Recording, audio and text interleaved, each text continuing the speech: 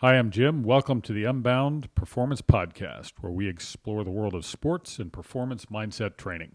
And I'm Caroline. Each week we talk about the strategies, habits, and mental framework that help us to excel. Let's get into today's episode. There we go. Picked up this book not too long ago.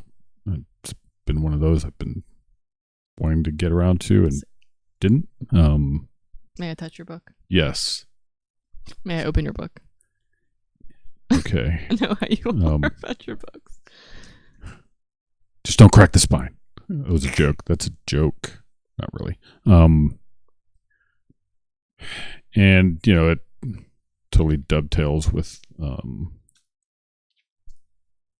called it right. a lot of the stuff we talk about. It's entitled From Strength to Strength, Finding Success, Happiness, and Deep Purpose in the Second Half of Life by Dr. Arthur C. Brooks. And whatever. I'm there. You're not yet. But you will be. And I'm lucky that I kind of intuitively moved toward what this is. And he spends a significant amount of time real early, first chapter or whatever, talk about like the decline that is inescapable in terms of, you know, job performance or something like that as you get older. And different kinds of jobs have different kind of half-lives in terms of where you hit your peak. Was interesting that historians have a really late half-life. Like their half-life is almost 40 years. Whoa. So they are like, they can be in their 70s and they're doing their best work, crushing it, because he talks about two different kinds of intelligence. One is fluid, where when you're younger, and that's why you're better at novel ideas, new things. And he talks about some famous examples. Charles Darwin was one where all his landmark work was done quite early on, young, and then he was, oh, now what? And is it like versus like the older, more wisdom type experience? So then there's the crystallized intelligence, which that you're much better at late, where you're able to kind of synthesize. And so the ideal kind of jobs then are counsel, mentor, things like that, where you can provide wisdom and perspective. And so I know for me as a coach, I probably waited, well, I know I did. I waited at least a year too long to stop, because I don't think I was good my last year coaching. Some of it distracted by being away from family. The rest of it was more like concerned with providing some perspective, like, look, purpose and meaning. Like, you won't find what you're looking for if you just think success is going to bring fulfillment. And he talks with one woman in here who's in her 60s. She's very successful in business, and trying to explain to her, look, like, this is because her performance, she felt, was starting to decline, because it's not going to go back up. Right. But her whole identity was wrapped up in achievement, success, on to the next success, and the next success, and the next.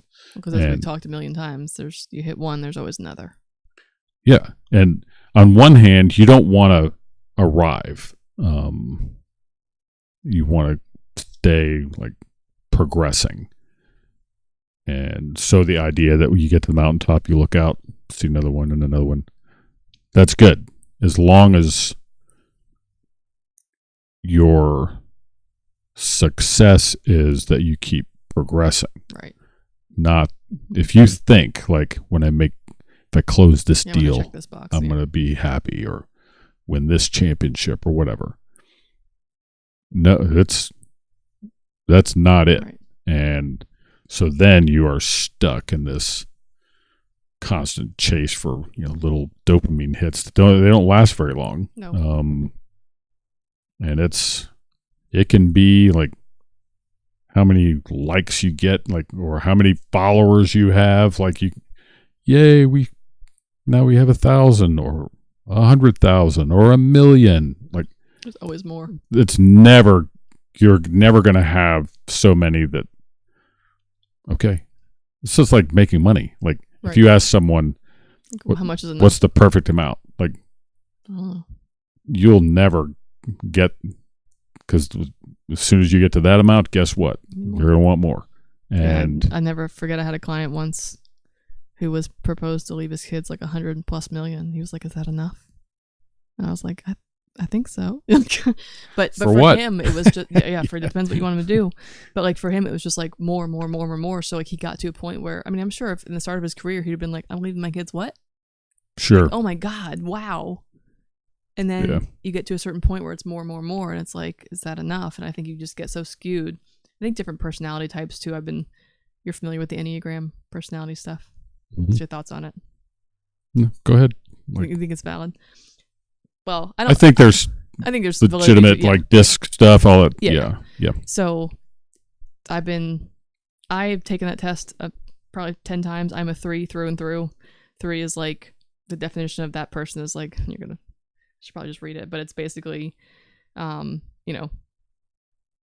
achiever, high like desire to, is like a lot of creativity, but a lot of wanting your individuality. Like you want achievement, but you want it on your own terms. So it's not just like I want to be successful in the way that someone else expects me to be, but I want to like know that I did the work, or I did it my way. And so I feel like in learning about like other people in my life, their personality types, which are very different, and I think it's one of those things where like I know that I am prone to want to keep onto the next, and I realize like that's not really sustainable. So it's helped. I don't know that I think that the whole Enneagram is like something I live by, but it helped me understand myself that like I am prone to these types of behaviors, for lack of a better phrase. And I was talking with my mom yesterday because right now we're selling a house, buying a house. We got this going on. We're starting a business. We have a million things going on. And my mom was like, I just want to make sure like you're not too stressed. And I was like, I think I feel okay. Like when I'm dealing with one particular item, I'm a little stressed about it. But I said, but on a, just a neutral level, I don't feel like I'm stressed. And she was like, well, let me just say this. She's like, don't forget that it's possible to forget what okay feels like. Like you might think that you're okay right now is normal, but you're so used to being at this high stress level for so long that maybe you could actually. So I think just having those little cues for me of like all the time. And I don't always view it as like I need to achieve something next. I just get excited by new things and trying new things. But I also need to see that like that could also lead me down the path of, well, when's the last thing going to be the thing that I finally stop at and don't just completely exhaust myself and overwork and overstress myself. Yeah, I mean, I think the key is like, do you find your sense of worth, identity, validation in that? Right. I don't think you do. No. So then I think whatever, living on the ascension, the Anson Dorrance thing, I haven't used that in a while. It's about time you brought it back. But that's what we're supposed to be doing, is getting better. And I don't, more. Yeah. On once, I don't want to arrive. I don't want to get to the point, okay, now's the point where I'm just going to sit on the porch. Yeah. I'm not doing that. Like, the whole, Jordan Peterson, he talked about this multiple times where, and he says, like, I have a friend who's like, by the time he's 49, he could retire. Yeah. So then he's talked about, I'm going to drink Mai Tais and sit on the beach. And how long do you do that? Yeah, he said, like, very quickly, in a matter of days, you're going to be a fat, drunken, sunburned lunatic. And we're not made to arrive and just stop. Okay. Yep. Like, that's not how we work. We don't thrive like that. Having any kind of sense that, well, once I get here, then kick my feet up, and that just doesn't work. And to think that those successes, the level of like satisfaction or the dopamine hit you get or whatever, it lasts like minutes, and then it's what's next. Yep. Especially if that's where you find your meaning and identity, sense of worth, then you have to keep winning. Well, it's like if your identity and sense of worth is wrapped up in that, it's like you win and then you're lost again because you got to go on to the next one. So you have to like keep refining yourself over and over and over, trying to achieve this goal to find meaning. And then it's just this like constant restart of like, okay, now who am I in this task, and like what's my effort level, and what's the ultimate end goal for this. Okay, that's done. Now I got to go do this, and what does that mean for me and my lifestyle and my worth and my activity level and things. I think you just like being able to be okay with, I don't know, I think when we set, there's talk about goal setting before. I think setting goals is a great thing, but the type of goal that you set is what matters. Yeah, there are all kinds of different approaches to that. But then the real bad news is if everything you are is wrapped up in those successes, what happens when you hit the point where that line starts to drop? And not because you aren't able to, but you just can't anymore. Right. Like you're literal, like that's the way brains are made. Right.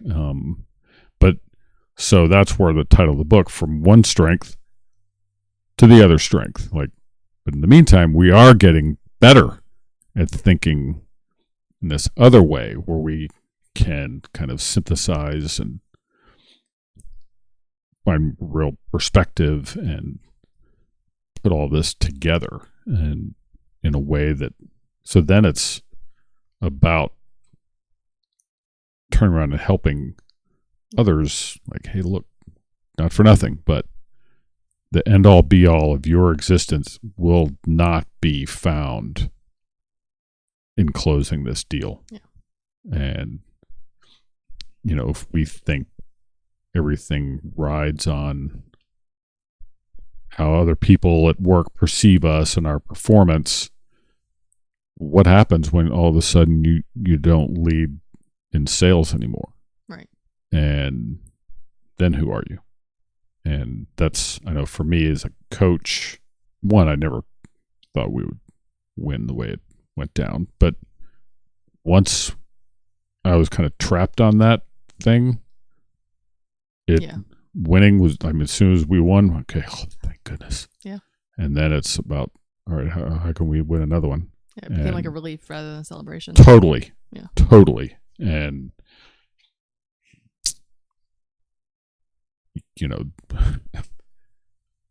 it got to the point, where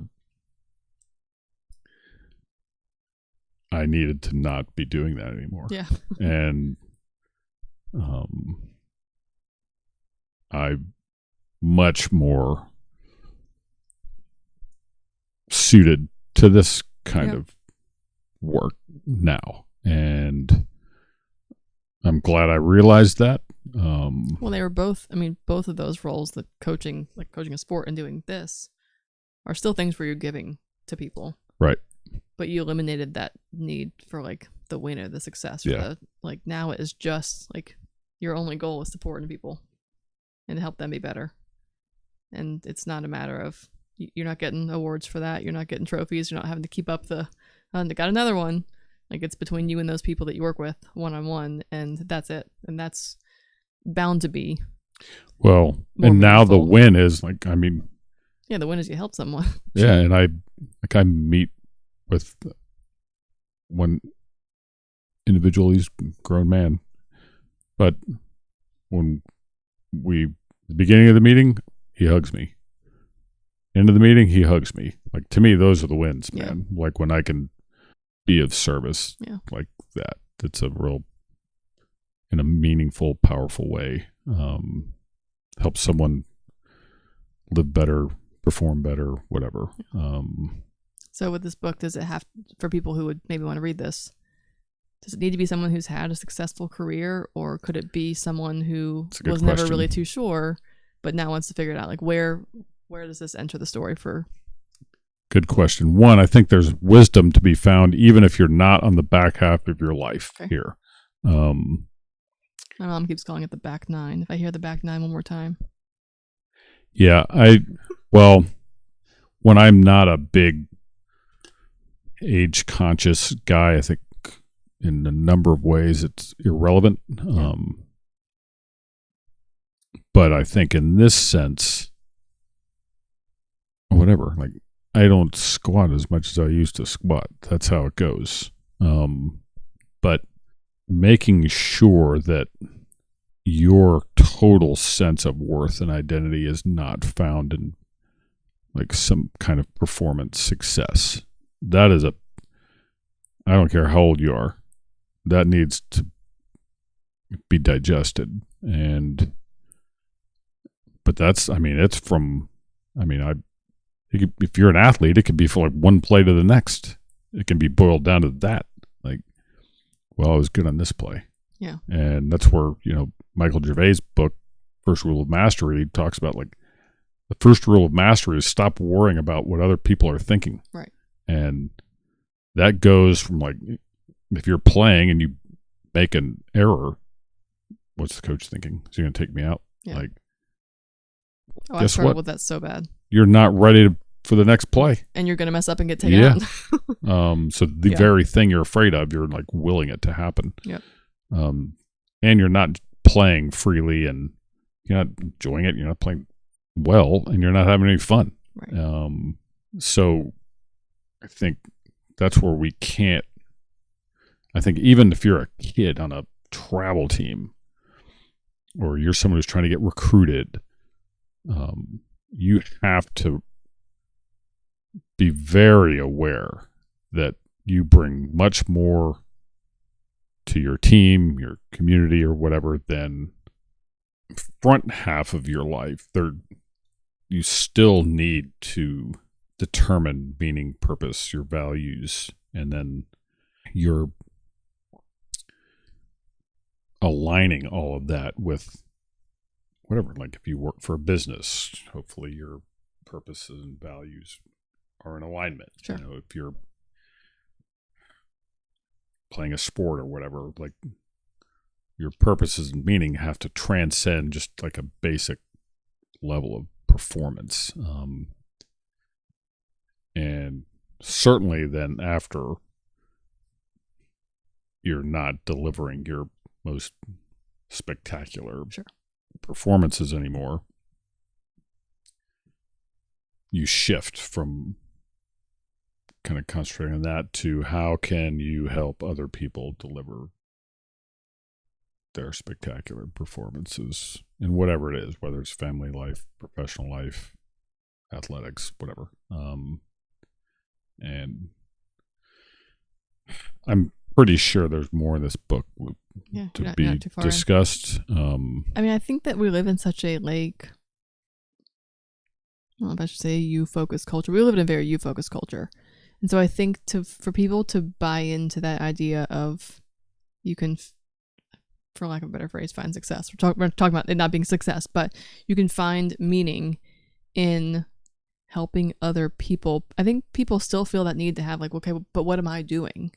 Like, where does if I'm helping other people be successful or be, perform well or become the best they can be, how do I keep on the ascension, like you're saying, of being able to give to that? But for me, like if you're giving to people their little wins or your little wins and you guys just keep going along together and you keep moving forward with everybody in your little circle or in your world that you're helping, and I think to me that's such a more like, I want to evolve with my people. Like I don't want to leave anyone behind. I don't want to get left behind. And I don't mean that in a way of like you're doing things that I'm not doing or you're succeeding before me or vice versa. But I want all of us to be on this like growth path together. We're all doing things together. So for me, like anytime that I find that I'm in a period of growth, Like, I want my people to come with me. Sure. And I realize that their timeline's not my timeline. And there might be times when I'm zooming forward and they're hanging back. It makes them feel bad, or I want to pull them up, or vice versa. But ultimately, we all want to be on this path together. And the only way to do it together, especially with people that like you love and want to come along with you, is by sharing what you've learned and pouring into them. And hopefully when you're on your high and you're evolving more, you can pour into them, and then they catch up, and maybe then they jump ahead. To me, I think that's just that constant pattern of growth amongst not even just your people. I think for me, it's my immediate people are the ones where I'm most focused, but it can go as far as you want to take that. Well, and the ironic thing too, just from a straight performance standpoint, when you're not so worried about the result of this current moment, yeah, and you're just in it, competing, working, whatever, yep, then you're going to do that better. Right. Like, so there will be more wins, more success, than if everything's riding on this play. This one thing. And then guess what? As soon as you turn around, everything's riding on the next one. Right. And that's where being aware of that and just kind of letting those thoughts float by, so you can just be right here and compete and remember why you're doing it in the first place. That's a big key, and it's so easy to not do that. Right. And we get so worked up about how we're perceived by others, and sometimes they're choosing teams or who's going to get promoted, or and that just can't come into our thinking while we're doing the work. Yeah. Like, we just need to do the work, love the process, yep, and love it like moment by moment. Then I think we're odds of success on the way greater. We hope you enjoyed this episode of the Unbound Performance Podcast. Your support helps us continue to build our community. If you're enjoying this content, please like, subscribe, and share.